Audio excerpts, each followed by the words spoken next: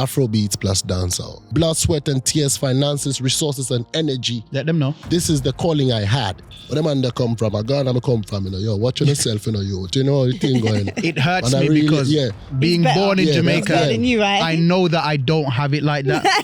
This is the +44 podcast. I'm Zeze Millz. Yeah, what's that about? What's that all about? I'm Sideman. Music, culture, UK. This is +44 from Wondery. Hello YouTube, you are watching the +44 podcast highlights. If you want to listen to the full thing, you can listen wherever you get your podcasts. For those that don't know, Stonebwoy is a Afro-Dancehall artist. Now, as a resident Jamaican, I have to get some breakdown of what that means. Talk to us, what does it mean to be an Afro-Dancehall artist? Dancehall! Yeah, man, it's that should literally just be broken down into Afrobeats plus dancehall. It's very simple in that context. I'm only very confident enough to have coined this name more than a decade ago and have been living up to it till today. And I believe that it's a very beautiful space to be in, and it will interest you to know that there are tons and tons of African youths who are into this Afro dancehall style and paying a lot of respect to that band named Stonebwoy. All right. Yeah, for being a fierce force, pushing this to the world. Where did the influence come from? Lots of artists would be from the dancehall reggae perspective. We have the Shabba, the Bujus, the Cutty ranks, the ranking families, the vibes. There's been a lot of rankings from Jamaica. Yeah, from the Shabba ranking era. Going into Beenie Man, going into Sean Paul, going into Be The Signal, going into Jackie, going into Anthony B, going into Sizzla, Capleton, going into the Jamaicans, going into the reggae fraternity, going into Bushman, the vibes. That's the CV, by the way. He was just letting like you a know tall that he knows list. his stuff, because I feel like you were trying to test his knowledge. Yeah, because I was trying to and tell then him he was just letting you know. He was letting you know, like, don't test me. Yeah, because if you're going to talk about dancehall, you got to check in. No, but the reason why I respect it is because I always see a lot of from Cocoa-Tea to Turbulence. He went further back than I don't know. He tested my gangster. We're like Google. No, but the reason why I think there's sometimes quite a lot of discourse online between Caribbeans and African artists and what dancehall has done for Afrobeats, and there's always this conversation online about who was first and why this is this, and there's a conversation about who was first. Let's be honest, everything's gonna come from Africa. So even dancehall, the influence, if you go back far enough, it would still be rooted in Africa. Exactly, you're very 100% correct. If we want to go like deep, then you're 100% correct. It's just there. about. I'm surrounded by him and his crew in the background, so I'm just gonna leave it. Nah, man, go on with it, man. No, talk it. Go on. Because if we all come from Africa, exactly, then that's what I'm saying. It's deep. I don't want to base it on the nationality aspect of it, because to me, yes, we're all from one place. Let's just base it on the genres. Yeah, but the genre comes from the people. The genre comes from the genre comes from the nationality, in quote, from your own statement. But I don't have a issue with the nationality. Yeah. I'm saying which preceded nationality is even in a box. Use continentality if you want to find a word. If you want to find a word. Which genre preceded which?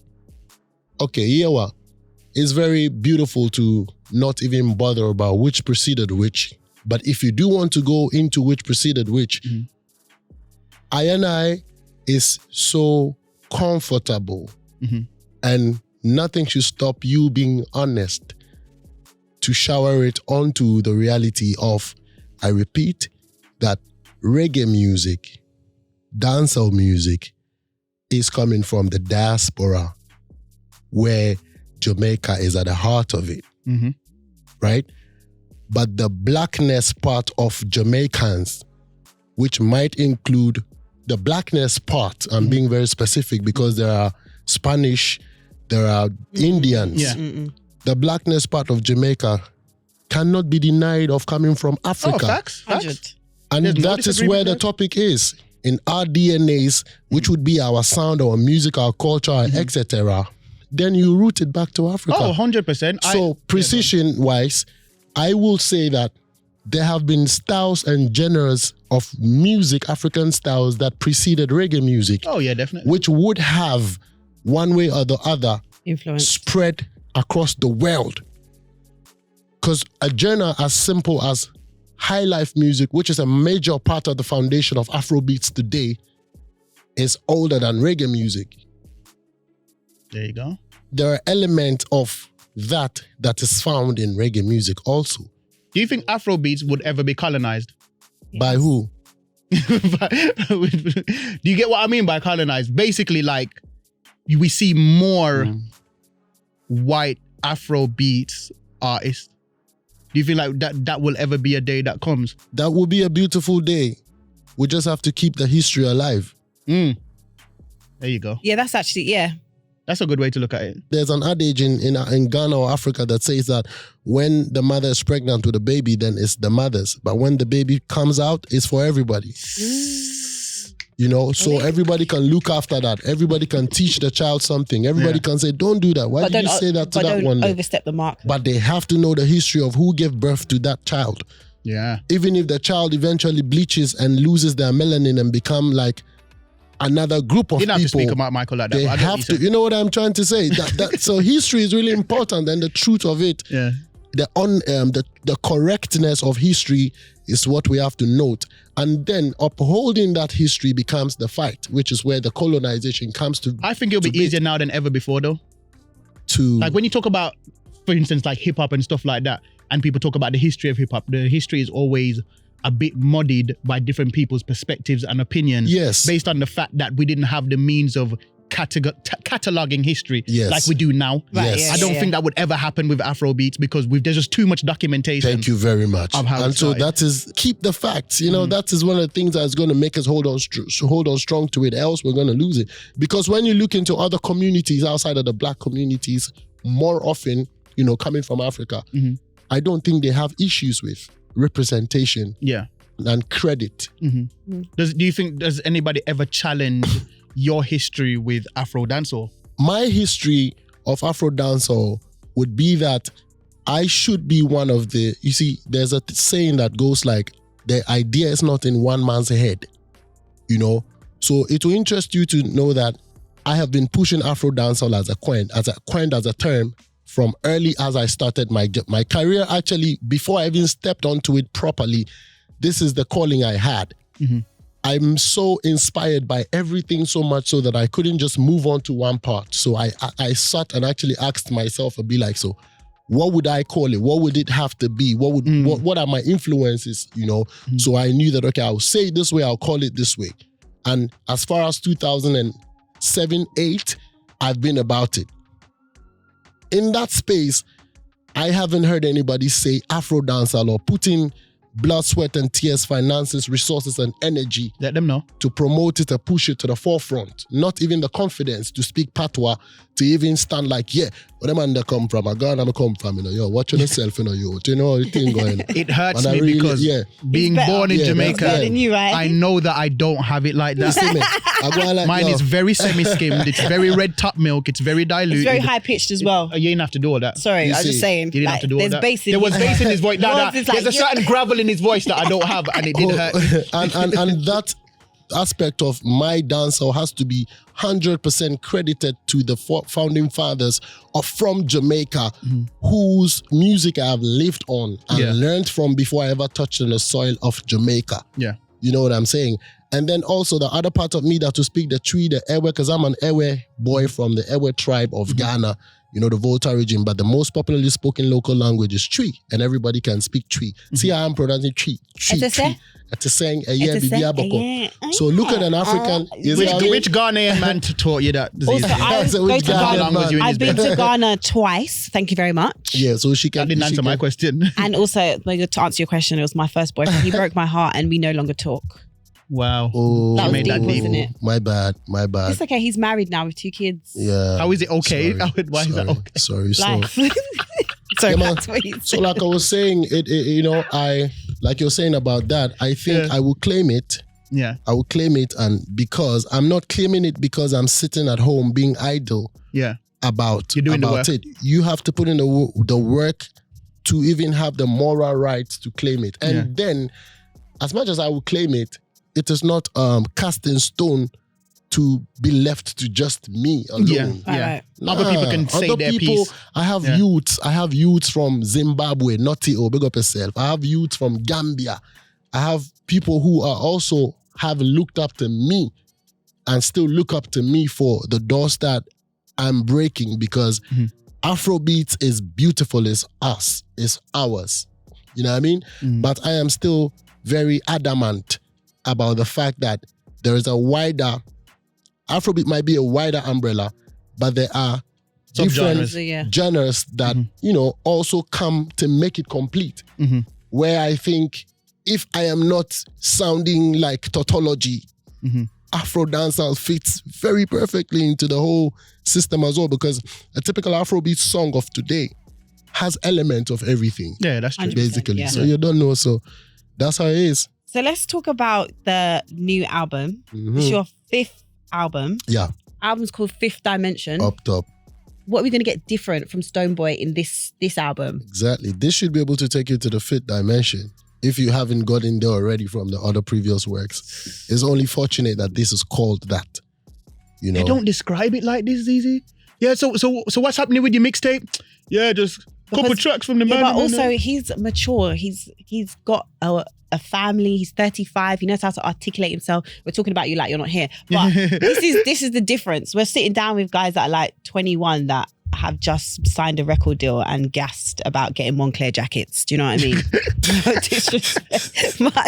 Do you get what I mean? All I guess. But then again, I started it. No, I'm saying. What's the 5th dimension to you? Yeah, like, that's actually write that down. Yeah. It's actually my 5th studio album. It could be my 4th studio album called the 5th dimension, right? Right. I am at a place where having continuously weaved all these 3 mighty genres of music together, it has elements, you know, and musical strings from all these aspects. Basically, the songs on those albums, which definitely is what music does, is waves, is sounds, vibrations, energy, velocity, etc. All those are supposed to take you on a dimension. That's how we should actually look at music and where it takes us to. It takes us onto different dimensions, you know. So believing in the craft and believing in the power of music, I trust that I've been able to deliver the message of music, the sound of music, the power of music into different forms where when you pick this album, you're going to be able to enter into the present that's going to take you on to the next dimension. Trust you me, you know, sonically. You know what I mean? To me, it sounds like you're saying that when you listen to this, you're going to hear something that's, I don't want to use the term experimental, but it's new. Thank you very much. Yeah, you can use the term, if you can even use the term experimental, I don't mind. So that's what the album consists of. From track 1 to track 17, you're going to find something you must love. I've been to Ghana now 2 years in a row for Detty December. That's what they call it, Detty December. Is that what they call it? Yeah, they call it Detty December. What does Detty mean? Does it mean dirty? As in like, it's just lit. Yeah, I think I'm only hearing of it being called that this year. Really? And here in the UK, I've heard 3 of the UK people call it Detty December. Did they kind of like, did we kind of So it's like you guys, December. I go like, it's you guys. No, but when did we gentrify it? No, Gentrify it. because last year when I was there, not this coming into this year. Last year when I was there was like a big billboard that was like something Detty December in Ghana. However it's called, we like it.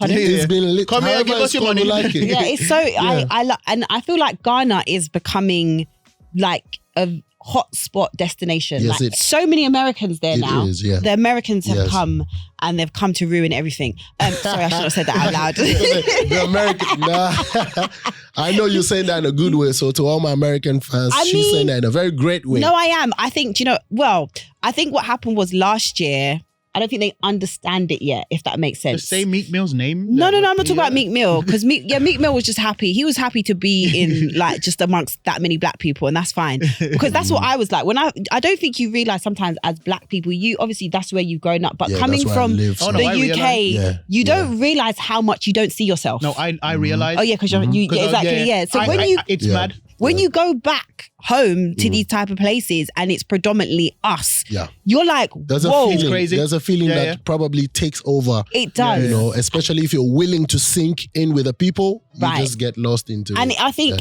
genuinely the reason why I was saying I think Americans struggled a little bit was because pace of life is different. Like Ghana, everyone's very relaxed, everyone's chilled, everyone kind of, even there's like a running joke when it comes to like the service in the restaurants and the whatever. It's just like, you just know, like it might take a while and that's fine. Like you understand where Any you black are. food I mean, where she you said get it's a straight away running is joke, dangerous. so it's a joke. It's not the that's not good reality out there like that. You know? Yeah, it's like a running joke but in general, I would say over here we don't appreciate life. When I go to Ghana, I appreciate life. Because you have to slow it down a slow little down bit. and take everything in. Even like a place like Jamaica, Exactly, you have to, the Caribbean, like, you know. Yeah, you're gonna have to slow down. Like literally, all the but way. I love Ghana. I think the people there, the spirit there, the energy is just, it's unmatched. Like when I left, my cousin, every time she leaves, she ends up crying because she's just like, I have to come back. I need to come back. I work for my stuff. Nobody gives me no handout. If you found out Chris Brown and his crew stomped out Usher, how would you feel? None of my business. Having experienced it myself, I'm so passionate so much so that I couldn't just, sit and watch. If the first Thor movie, Thor was black, I'd have been ticked. I want my Thor white. I'm of the opinion that no matter what, Africa is home to its people and more. It's nice for them to get a taste of their own medicine, isn't it? We've had to believe that Jesus is white for the whole of our lives. So before we go, make sure you check out all the new releases this week across the +44 playlist on Amazon Music. You can download the Amazon Music app or just ask Alexa. As well as the main +44 playlist, we also have the R&B playlist, the rap playlist, and the Afro playlist.